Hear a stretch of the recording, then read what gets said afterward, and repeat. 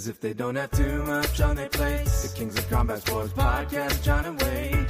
They talk about the things they did that day. They'll analyze the work of Triple H. Rewind to SmackDown. Rewind to SmackDown. Rewind to SmackDown. Rewind to SmackDown. Rewind to SmackDown. Rewind to SmackDown. Rewind to SmackDown. Rewind to SmackDown. John Pollock and Neal Flanagan with you to review a swift, quick episode of Friday Night SmackDown. Blink and you missed it on the USA Network on Friday night, Netflix for us international viewers. Lots to go over. Breezed by. Oh, it did. It always breezes by. Yeah, when you look down and at the clock, and I was just thinking, oh, wicked. It's only 9:30. We're only halfway through this show. We will be getting to everything SmackDown related. If you are listening on the YouTube channel, have you liked this video yet? Have you given us the subscribe? What's wrong with you if you haven't? If you want to get more of Neal and I, you can go over to postwrestlingcafe.com for the XL edition of the show, where Neal and I went through all the latest WWE cuts, which continue to grow. The latest name added to the list, Big Body Javier Bernal has been, he has confirmed himself that he is a free agent in 30 days, and also getting out his booking information. Has not been on NXT proper for quite some time, so the list has continued to grow. But just quickly, he joins a list of Braun Strowman, Katana Chance, Caden Carter, Shayna Baszler, Dakota Kai, Gigi Dolan, Eddie Thorpe, Cora Jade, Jakara Jackson, Riley Osborne, Gallus, and Oro Mensah. So Neal and I spent some time chatting about that, as well as all of the some front office cuts from WWE. Crown Jewel Perth, the first crown jewel in a democratic nation, as Neal pointed out. AEW's residency in Philadelphia coming up at the end of August, and some Impact notes from Thursday night in Irvine, California. Tonight, we are focusing on SmackDown from Des Moines, Iowa at the Wells Fargo Arena. 7,164 tickets distributed, according to WrestleTix. And this is part of a back-to-back set of shows from TKO, because Saturday night, the UFC Fight Night card will be taking place from this arena, with Corey Sandhagen taking on Davison Figueiredo. And we did see Michael Bisping and Brendan Fitzgerald, the broadcast team, showing on camera tonight. Brendan got no love, but... No, not at all. He just kind of sat there as Michael Bisping got all the shine. Do you think Michael Bisping lasted until the end of the show? I think he might have lasted to the finish of that tag match. I'm not sure. Guy's got like a 7-hour broadcast tomorrow. Yeah. I think he would be like, you know what? I don't need 3 full hours of pro wrestling. Do you think it sold an extra ticket, a single extra ticket for Fight Night? I think that Fight Night card looked a lot more enticing than this SmackDown did after 3 hours. If I was going to one show this weekend, I would be going to the Fight Night over this. That would be my call. Damian Priest arrives. I'm sorry, Neal. This feels like this was a week ago that this happened. Mm-hmm. This one, I really, really felt the length of this one. And I know some people are just throwing their phones at their wall that hate my complaints about the length. But I'm sorry. This show is too goddamn long. It is. You get no argument from me. I mean, it's just, everything is subjective, but I was going to say it's subjectively too long. But these incredibly long entrances, all the rest of it. We've said it till we're blue in the face. Hopefully the countdown is on to, Damian Priest arrives. He gets into it with the Bloodline backstage and tells Jacob Fatu, "I'm coming for your title." LA Knight just saunters past them and walks right out to the ring, and explains how his match with Drew didn't go his way, but blames Solo Sikoa. And he goes to address Damian Priest, who he could have just addressed backstage, but he walked right by him. So Damian comes out, and they decide to air out their grievances face-to-face with the preface that we have no issue with one another. But then they prove that they have very many problems. Mm-hmm. And Priest explains that his issues are with the Bloodline. Knight says, "Well, you picked the wrong time, and I lost by DQ because of you." And Priest points out, Solo had hit you with the spike. I just saved you being pinned with a Claymore. Knight brings up the fact that you were you were beaten by a Claymore at WrestleMania, so don't make your failures mine. And they get into a heated argument over whose fault the DQ was, and Priest ends up stating that Knight has his head up his ass, and we don't have to wait for our match later. We can have the match right now. And LA Knight was probably thinking, well, wait, LA Knight, probably assuming that Nick Aldis has this show booked to a T and every segment is absolutely full. We can't just be mixing and matching segments here. But wouldn't you know it, a referee runs out and we get the impromptu match here to kick off the event. Yeah, a decent enough promo battle, with some logic in there, but not exactly setting the world on fire in the sort of upper mid card of SmackDown, I would say. And it sort of also highlighted who was missing this week. We didn't have John Cena. We didn't have even Drew, here to interrupt. But it did set the stage, I thought, for a fairly hot crowd. They were a compliant and obedient one. We're back to that, which is interesting, I think, post-Mania. I couldn't imagine this crowd booing Cody, for example. He seemed back on script. Yeah, and just last week, John, just sorry to talk a wee bit. Yeah. But I think it was wise for them to take Cody off TV. Now he's probably on a scheduled vacation, anyway after WrestleMania.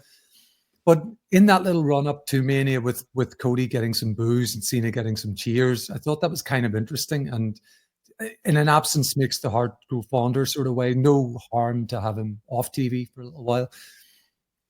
No, I don't think so. And I think based on just what they've announced for next week, I mean, there's no need for him on now. Like, I think he's just going to miss this whole pay-per-view cycle. Oh, yeah. And I guess we'll see if after Backlash they start to build up for a return or something, and maybe make a big deal out of his return, like make it as opposed to something just random to come back.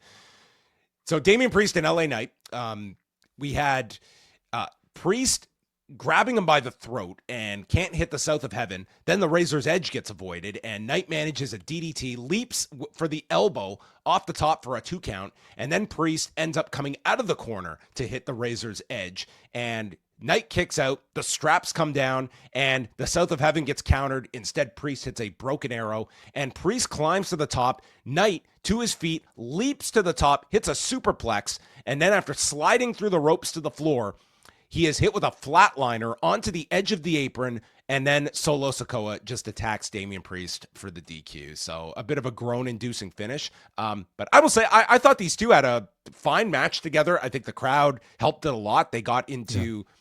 They relied on a lot of their big moves and doing a lot of near falls throughout. But I would say for LA Knight matches, I thought that this was a better outing for him than is typical for an LA Knight TV match.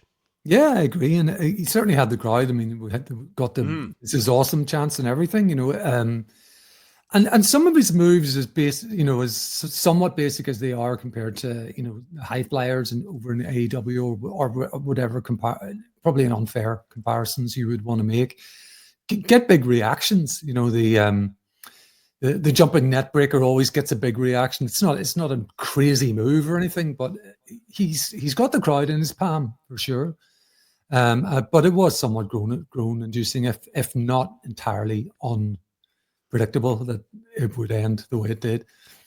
We knew where they were going, and it was just a matter of how they were going to get there tonight, as they don't really have much more time to get to this 4-way, but that would come later. Sikoa is into the ring and starts attacking Knight, but the Samoan spike gets stopped by Damian Priest, and he goes for the blunt force trauma to Sikoa, and then Priest and Knight are left face to face, and Priest goes to clear the desk, and he's going to hit Sikoa with the South of Heaven, but it gets stopped when Jacob Fatu appears, dives onto Priest, and it's Knight who gets hit with a Samoan drop onto the unbreakable desk, and then Jacob Fatu with a running hip attack to Damian Priest against the barricade. And the angle of which they shot this, it was like the cameraman took the brunt of this hip attack into the barricade. A slight production blip. First of all, we saw a much better view of a producer with her head sort of set on than the hip attack into the barricade. We did, and I think off camera, yeah, we basically didn't see the hip attack at all. We saw a producer instead, just after the Samoan drop on the desk. And then you'll get to this probably, John, but Barrett says our card is ruined. This was going to be the main event, and here we are. We're starting the show with it, which took me to the WWE.com site, which had precisely two things listed for tonight. No, it's just Miz versus Alistair Black, and Randy Orton will be live. That was all that we had going into this, to the general public's eyes. Dedicate your Friday night with us for 3 hours, and this is a taste of what you'll get. It's great when your company is just rolling and you can get away with a lot of things, but I mean, what an ask of people. Like, that was, they did not announce LA Knight and Damian Priest until around like 6 o'clock tonight, because all day long it was just those two things that Neil mentioned. That was your hook for tonight. Saxton speaks with Fraxium, who are excited to be here in the best tag division. Pretty Deadly walk in and say, we are the two tastiest snacks around here. And they appreciate having some more European blood, but they want to see if this Fraxium team is any good. It's like, obviously a team that doesn't watch the product, and they got a match with them tonight. So Fraxium and Pretty Deadly. We have the tag to Frazier, who just goes at a ridiculous speed here. And he goes for, he does this inverted and a regular DDT combo to Wilson and Prince. And there's Prince laying on the ground for a standing shooting star press. And Frazier comes down, and I think it was his elbow that just catches Prince right in the chin. And you see him go for the pin, and Daphne LaShawn is counting, and it's 1, 2, and Prince is not kicking out. No. So she's just got to do like the phantom, like overhand to just sweep the mat, and Prince is not kicking out. He's busted open, and the crowd, they're just like thrown off because they see it's like, this is a 3 count. And you see like Prince is like pretty busted up here, and he goes just into the corner to catch his bearings. Frazier doesn't seem to have any idea what is going on because he just wants to continue. Wilson, who I think is just improvising here, tags himself in to take over, but Frazier is still going after Prince. So Wilson's got to like grab him and like, hey, I'm the legal guy. And they just go right to the finish here with the Spanish Fly, Phoenix Splash combo, and Wilson taking the pin. You could see Prince getting tended to on the floor, and he eventually like looked to be standing. I'm sure he was just like, might need some stitches. I don't know if this was anything more serious than that, but he definitely got it. It seemed like he probably got his bell rung. Because he just did not even have the presence to kick out from this. It really looked like it. I rewound this several times. The angle wasn't perfect to see the point of impact, but I mean, there was no attempt at a kick out at 3. And there was a time this would have ended the match, wasn't there? Like, I mean, the refs, if there was no attempt to kick out, would have counted to 3. So interesting that didn't happen, but yeah, quite a bit of blood coming from his bottom chin. He did reflexively move his hand up there, but you couldn't really see much else happening. It was good to see him on his feet, though.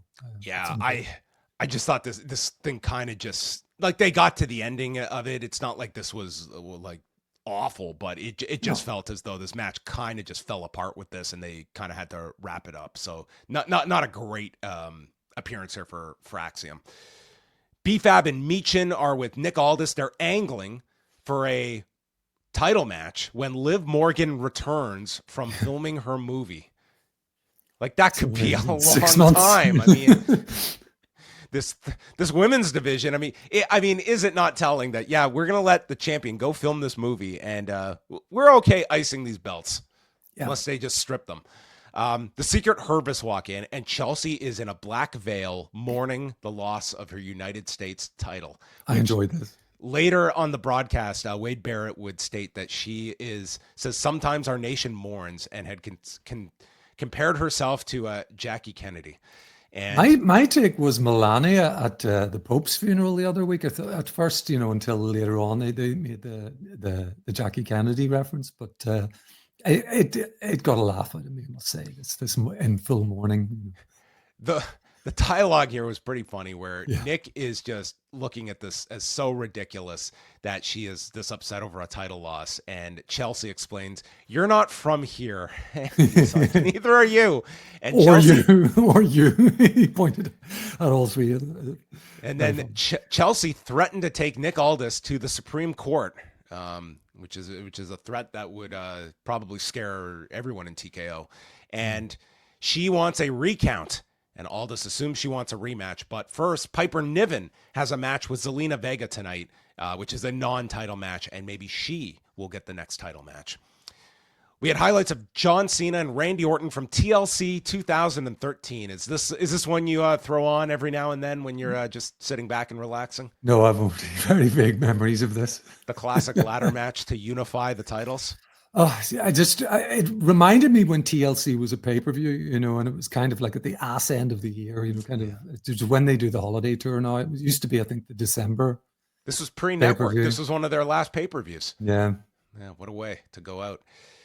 Nia Jax came out for a promo. She is back to take the women's title, and she's interrupted by Tiffany Stratton, who says she is not the same Stratton that was bullied around by Nia. Cashing in was the best thing I ever did. She calls Charlotte the greatest of all time, and I beat her, and I beat you too. She'll defend this title any place, anywhere. But then out comes Naomi. Well, looky. And she explains that Stratton always helped Nia retain that belt last year, making my life hell. Naomi has changed. I'm a new Naomi, and I took out Jade, and I'm not done going after gold. And not only will I push you onto a car, I can also push you under one. She's coming for keeps. And then Jade storms out. Fight breaks out with all four. And wouldn't you know it, Nick Aldis comes out. He needs a main event, snaps his fingers. And we've got a main event, Neil. Can't wait. Who would have thought it? That 2 hours from now, you have 2 hours to get ready for this. Yeah. Nick's very fortunate with these things falling into his lap every week. It's amazing. It's just he always knows. He knows something will fall in my lap, and I'm an astute GM. I'll know when those opportunities are in my lap to capitalize on. And here he got a main event for himself. I did enjoy Naomi here though. Naomi was very psycho good. Mode. Yeah, it's very great. good in this segment. They recapped Alistair Black's return last week, and Carmelo Hayes is telling The Miz Carmelo Hayes tells The Miz he's sick of all these people playing him, and his new his Andre medallion, his chain, is now just simply known as Dre. Yeah. This is the best thing Carmelo's done on the main roster. He's gotten this chain over. Certainly since the first round draft thing, which, just thought, oh God, they're putting a rocket on this guy. Then it was nothing until now. So now I'm all about Dre. Yeah, this is good. So Miz says that he has outlasted all the flavors of the month, and this guy only lasted 5 years in this company. And then he went into the abyss with Rusev. And Joe Tessitore says that the Dre weighs 15 pounds.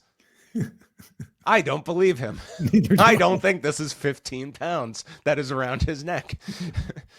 So it is The Miz against Alistair Black, and Miz charges at him and immediately scoots to his ass, avoiding the black mass. So Black lets the leg down, and we get at certain points the attempt to have a kickboxing match between these two with a trained kickboxer and The Miz trying his best to impersonate one. Black gets distracted by Hayes and is driven out of the ring and into the LED board as we go to the commercial break. There's a leg sweep, kip-up combo into a cabrata for a 2 count by Black. And then Miz does the Miz kicks. And Black is like biting his tongue watching these things. Mm-hmm. And he gets up, hits a spinning elbow, drills him with a kick. And then Miz, again, snaps the throat on the rope. Skull-crushing finale is avoided with a cartwheel counter. And Miz runs into the Black mass. Black lifts him up by the throat, and then as Hayes distracts, there's a roll-up by Miz, and then runs into another Black mass. I will say this about The Miz. He sells this Black mass really, really well. And it is Alistair Black getting the win, and Black and Hayes have a stare down afterwards, along with Dre. So we had could have a handicap match coming our way with Dre and Carmelo. I was going to say the same thing about The Miz. The Miz is what he is in ring, but he's a really good gatekeeper. very good seller. He's great at putting other people over. And this match was better. He's one of than the I most thought. unselfish people in these situations. He knows exactly what this segment is supposed to be. It's not about me getting any kind of shine in any little way or wink, wink. And it's just full on getting this guy over. And in that ways, I think he's like a great value in the role that he is in, that the guy always will stay over at his level. And conversely for Alistair Black, like, obviously this probably continues with Carmelo Hayes. What do you think about this in terms of just a direction for Alistair Black's first program? Is this sort of like pigeonholing him at a certain level, or do you think that this is just, it's an introductory, quick reintroduction for Black? It feels somewhat mid-card, and that is what it is so far. But on commentary, they were putting him over very heavily. I don't know how many times they mentioned Muay Thai, several dozen, it felt like, by the end of the match. But I mean, they were really putting over his striking ability. I think that the proof will be in the pudding in terms of who does he graduate to after this. If it's Carmelo and he makes short work of him, then that's okay, for television for the next few weeks on SmackDown. But it's where he goes from there. Santos Escobar is in the back and tells Rey Fenix he embarrassed Lucha Libre by losing to a clown like El Grande Americano. You were chosen by Rey, you blew it. And Santos hopes that Rey is gone for good, and the person to take his place is Santos Escobar. Fenix cuts him off and tells him to stay out of my business. There's only one luchador that I trust, and it's not you. And he issues a challenge to Santos for tonight. Only one luchador that he trusts. Yeah, so not his brother, or is it his brother, or is it Rey Mysterio? I mean, Mysterio is the obvious Hoovy. answer. Hoovy, yeah. Juventud, yeah, for sure. Vampiro, no. Zelina Vega versus Piper Niven was next, non-title match. They didn't show clips of this. It wasn't actually a WWE video, but Vega went to the 9/11 memorial this week and put the belt on her father's nameplate there. I wish they had aired this. Again, it was done with Josiah Williams, who used to be work with WWE, but yeah, it's something WWE they brought it up here. It would have been cool to show. I think like it's it's a thing that everyone knows about Zelina Vega here, and I mean they had like a pretty entertaining like David Goliath match here with Zelina and Piper Niven. And I think Vega, like, they could really have something with her as kind of like this underdog champion that can fight from underneath with the right opponents. And Piper Niven, I thought, was a very good opponent for her. She took like 80% of this match just beating down Vega consistently. And then finally, Vega manages a Meteora, but then is hit by a black hole slam. She's trying for the code red, but just because of the size, cannot hit it on Niven. So she manages a tornado DDT, hits a moonsault off the top, but can't pin her. Vega then counters a powerbomb, and it's Chelsea on the apron, preventing a 619. Niven runs at Vega, missing and taking out Green, and that allows Vega to pin her with a bridging jackknife cover. And, as in this babyface role, I think that they could do something with Zelina Vega, but a lot of this focus was on Chelsea Green, who was just nuts here on the floor throughout. I mean, they cut to her and it just took all the attention away because she was very entertaining here in this, mourning the loss of her belt. Yeah, I'll get to Zelina, but I think you mentioned some time ago, John, that they really missed a trick, I think, particularly on the European tour with Chelsea and the Secret Harvest, where they could have done some tremendous vignettes with them out and about, in some of these European cities with this gimmick. But yeah, I'm with you on Zelina, and I've felt that way really for quite a while. Backlash in Puerto Rico a couple of years ago, I mean, she had a really good outing at that show, and of course she had the home crowd with her, but that underdog role is good, and she played the role of a Rey Mysterio, sort of the smaller competitor in this match rather well. And I think this may have been my match of the show, in terms of in-ring, and it was, very good. I enjoyed this. Like, it wasn't anything they didn't announce this ahead of time. It was just kind of thrown together on the show. But I thought this worked, and it was like I felt a lot more into this idea with Zelina Vega than I did last week when she won the belt, where it kind of just felt like just a quick win to give her a chance with the belt. But we'll see as they continue with this if they can make for a belt that is not taken super seriously, but one that, you have someone that the audience does get behind in Zelina. Nick Aldis is very upset with Jacob Fatu and Solo Sikoa getting involved over and over. Sikoa blames Damian Priest for last week. So Nick Aldis states it's going to be a triple threat at Backlash with Jacob Fatu, Damian Priest, and LA Knight. But then Sikoa points out, well, it was Drew who won the match last week. He should get the title shot. Aldis says, you know what? You're right. No triple threat at Backlash. It's now a fatal four-way, and Jacob is just kind of eyeing Solo. But then Fatu says, that's fine. Line them up. I'm going to dog walk their ass. And off walks Jacob Fatu, and Sikoa tells Aldis, you're trying to screw Jacob over. And Aldis says, no, you are. You are. How's your Jacob Fatu impression coming along, John? That one's going to take some work, especially when I'm coming off a cold. I'm not quite ready to go into Jacob Fatu in person. I will say your voice has improved leaps and bounds from last. It was last Sunday, I think. It was you and Cena doing the TNA pay-per-view. It was pretty much at its lowest point. Reaching for the tissues throughout. That show was an extreme struggle. Raw with Damian the next night, still, but it's interesting because obviously you're doing pretty much everything at the moment. Just that slight improvement every show. You sound good tonight, though. I'm trying. I'm rehabbing. I'm back to a good 85% at this point. But Rebellion was not my finest hour. I will fully admit. That was a very good show. Very good review show I'm talking about. Well, that was the end of, that was the end of 2 hours. Now it's time for hour 3. Kicking things off is Randy Orton with a soliloquy. He knew the real John Cena from day one. Arrogant, selfish. It just took you fans 20 years to see it.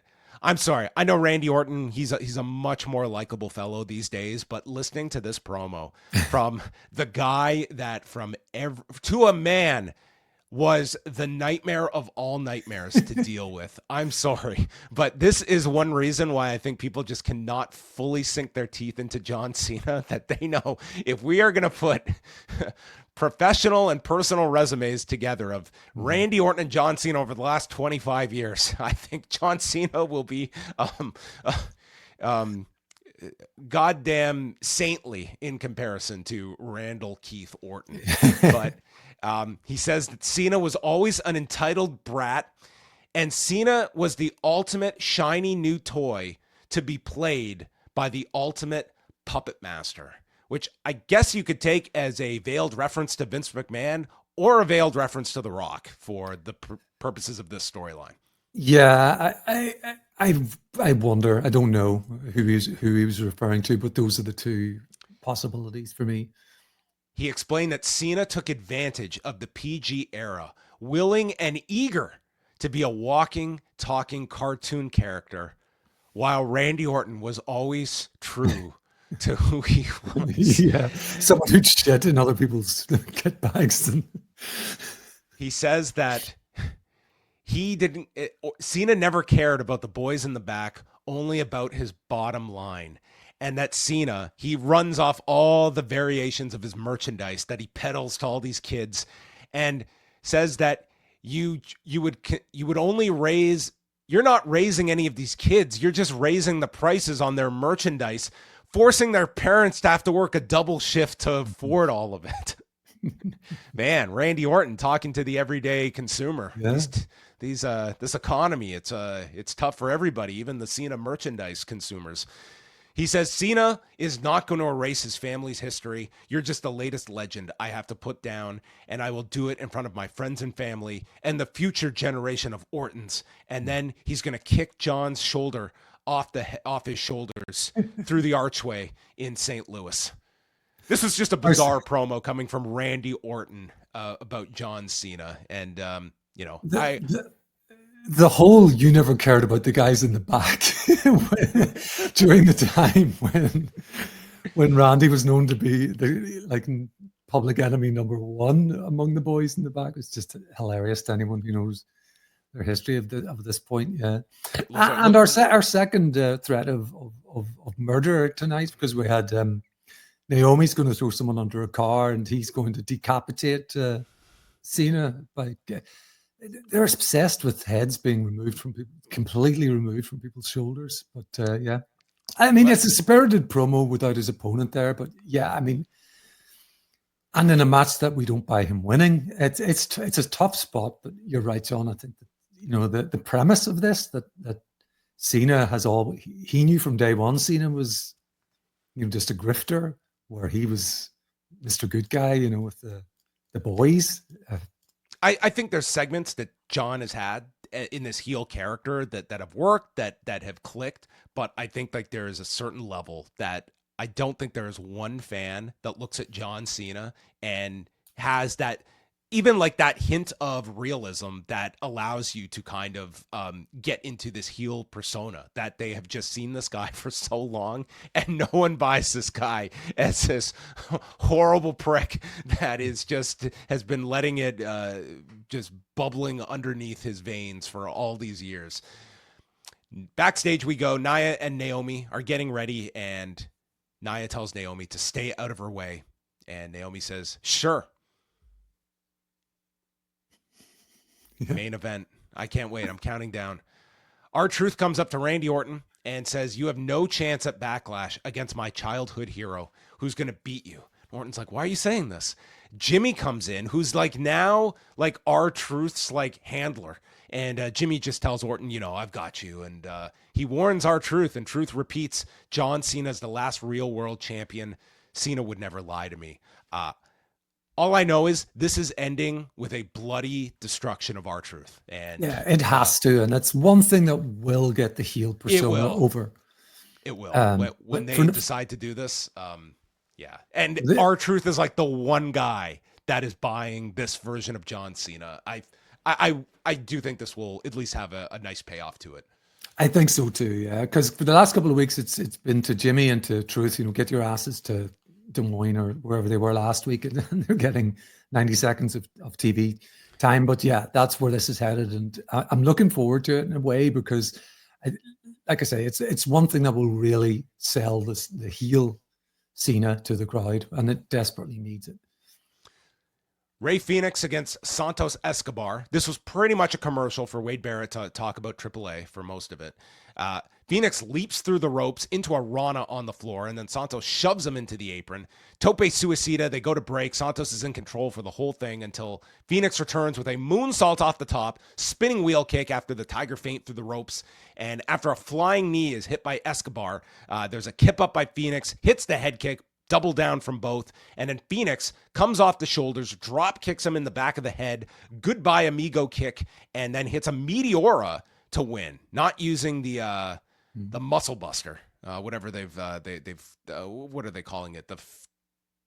They've given it a new name in WWE. Oh, I can't remember. Someone escaping me at this time, but anyway, he won with the Meteora, and it was a fine match. I am watching these matches, and you are seeing like Rey Fénix adapting to WWE, and it's a much more conservative Rey Fénix, but he still has like the big moments that crowds like respond to, like the rope walk and the dives and such that he works in there. But you are watching, like, to me, like a Fénix that is kind of turning the volume down a bit to, just adapt to like a different type of style here in WWE. First, the man himself, John Kleinchester, reminds us it's the Mexican muscle buster is what they're calling it. Yeah. I didn't like this match at all. For two very talented luchadors, it started off incredibly slowly with those open hands to the chest. There was a wee bit of a botch by Fénix quite early on as well. He was doing that sort of flip with the ropes. The crowd felt checked out at this point. They were feeling the third hour as well. There was just, I think, too much downtime in this match. Disappointing because, on paper, this should have been pretty good, I thought. Yeah, I mean, it was late in the show. I mean, there was, maybe this crowd, they were really excited. This main event, it's next. Yeah. Then Byron Saxton is with Stratton and Jade Cargill, literally the exact same promo that Naomi and Nia did. It's like, stay out of my way, you stay out of my way. It's like, okay, we have two teams that they can't get along. Then I was glad that they at least put a video package together on the TLC match, but by the end of this show, I was like, we could not have carved out a segment for like the Street Profits on this show somewhere. Like this show needed some stars on it. And I think just having the Street Profits come out and it's like selling the effects of this classic that they had last week. I think more could have been done with this because it was such a well-received match last week. Even a pre-record something. Yeah. More than what we got here, which was just a couple of clips and, some reception from mainstream outlets. It's good. Santos is yelling at Los Garza. So Andrade walks in and asks, what's your problem? And says that Santos doesn't have any respect nor honor. And Santos is not going to hear this. So he grabs Angel, takes him away. Berto is left and he's unsure as he's looking at Andrade, but ultimately leaves with Santos Escobar. Compelling. Yeah. I feel the sarcasm. Yeah. I mean, Berto's a good wrestler. So's Andrade. When they get together and then take on the other two, it'll be a match, won't it, John? It will, in fact, be a match. So next week, John Cena returns the night before Backlash. Nia Jax takes on Jade Cargill in a number one contenders match. And then Jacob Fatu and Solo Sikoa taking on Damian Priest and LA Knight. That takes us to our heated main event with Tiffany Stratton and Naomi against Nia Jax and Naomi. They attacked Jade and just beat her down for a long period of time. This was her selling the whole time to set up the hot tag to Tiffany. It's finally made when they come back, and Tiffany is in. She attacks Nia, hits the handspring elbow, and then turns a Samoan drop into a crucifix. Stratton gets stopped on the turnbuckle, and this time Nia hits the Samoan drop and a leg drop when Naomi tags herself in, so Nia's not happy about this. Goes for the split-legged moonsault. Tiffany gets the knees up, and she tags Jade, who grabs Naomi by the throat, licks her, and then hits a choke slam. The announcers didn't even call attention to this licking by Jade Cargill. Kind of odd. Jax drags Naomi away from her, tags herself in, and attacks Jade with a senton, goes for the pin. Stratton breaks it up with the swanton, and Jax proceeds to avalanche splash everybody. And then as she is going for the Annihilator, Jade pops up, power bombs her out of the corner, and it is Jade Cargill pinning Nia Jax 1 week before their number one contenders match. So I'm thinking that Nia gets her win back next week. And then Stratton and Jade are left together looking at the belt when Naomi returns, attacking Jade and knocking down Stratton. And it's Naomi holding up the belt. So there's the one idea that you could just go to Tiffany and Nia, but they could also be setting up for another four-way on this show, the way this has been positioned, which might not even be Backlash. They might just be saving this title match for TV. They did not say that this number one contenders match is setting up Backlash. No mention of that. And I mean, they have talked about what is going to be on Backlash because they did a wee bit of a hard sell segment on tickets. It's clearly not sold out as yet. So, yeah, but I was glad to see, I am a fan of this Naomi character. And so I quite like the fact that she's in this picture at least. And, to see her sort of close out the show and standing tall, I don't mind because my fear, as I've said a few times, is that she's just, going to get whipped all the time by Jade, and that isn't happening. So it's good from that point of view. The Backlash card now has 4 matches with John Cena and Randy Orton for the WWE title, Lyra Valkyria and Becky Lynch for the Women's Intercontinental title, Pat McAfee against Gunther, and Jacob Fatu, LA Knight, Damian Priest, and Drew McIntyre for the United States title. So maybe 1, maybe 2 matches that they add on to this show, probably for sure at least 1, but that's kind of the nearly full card. So we will see what else is added there, but it is kind of feeling like you're not going to be getting everything involving like Seth and Punk and Reigns and Breaker. Does not feel like they're going to be throwing that onto Backlash unless they set up something on Raw Monday. Yeah, I think Raw on Monday is a possibility, but we're so close to the show at this point. It's a week tomorrow that I feel like they would have set that up by now. I also think we're only going to get one more match. That's just my impression, that they really, on the B-level pay-per-views, have settled on this five match card format. It seems to be working pretty well. I'm sure you and Way are happy with that as well, because it's a lot more digestible. We are going to be getting to your calls momentarily, so if you want to jump into the room, now is the time to enter. But before we shift on over to feedback and calls, final thoughts on SmackDown tonight. I thought this was a bit of a 3-hour slog. I don't want to be too negative on the show. There's a lot of the creative is just not inspiring me at this moment. There's some stuff that is working. But a lot of it is reserved on Raw. And you watch this show, it just felt like a very depleted SmackDown as well. Like not even having like the follow-up really beyond that video package for the tag, which was just such a strong point of last week's show. But I mean, balance things out for me. A little glass half full is needed, Neil, I guess. I mean, it's hard really to do the glass half full trick here, because I agree. I agree. And for people who don't like us agreeing, these are my genuine opinions, but it does feel too drawn out. That is, when I'm sitting through the entirety of, and this was not in the international break, it was on television, the Pretty Deadly entrance, with the whole way down with the slow-mo bits and the mirror ball and all. I'm beginning to sort of sigh and yawn at this point. This show cannot go back to 2 hours fast enough for my liking. And it did suffer again, I think, this week from a lack of star power and follow-up on what was an absolutely tremendous TLC match last week. I will say, let's see, what can I come up with? Chelsea Green consistently entertaining, and no segment, even the backstage segment where she's in mourning, genuinely, maybe it's my sense of humor, but it got me. I thought that was funny. Her antics ringside were funny too. The elevation of Zelina, all of that I kind of enjoyed, but that's maybe 15 minutes out of a 3-hour show riddled with ad breaks. It's hard to be too positive. Yeah, like I enjoyed Zelina Vega on this show as well.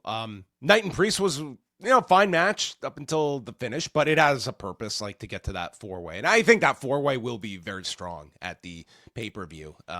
It's just, listen, I'm sorry. I don't mean to beat a dead horse, but this is a really tough ask, I think, of your fan base for like 3 hours on this. This show is just, it does not feel like it has the capacity for 3 hours. I don't think I would have the same feeling if this was Raw that was in a 3-hour format instead of 2.5 every Monday night, where it just feels as though they do have a lot more engaging stories, engaging characters. And this one, like, you really do feel that extra hour in this format. Yeah. So anyway, there you go. Those were our thoughts on Friday Night SmackDown. We're going to say goodbye to everyone on the YouTube channel. Again, you can go XL at postwrestlingcafe.com. $6 gets you 30 days access. And showing up on Thursday was the Poison Rana crew for this week's edition of Rewind Away. Nearly 3 hours as I talk about length of show.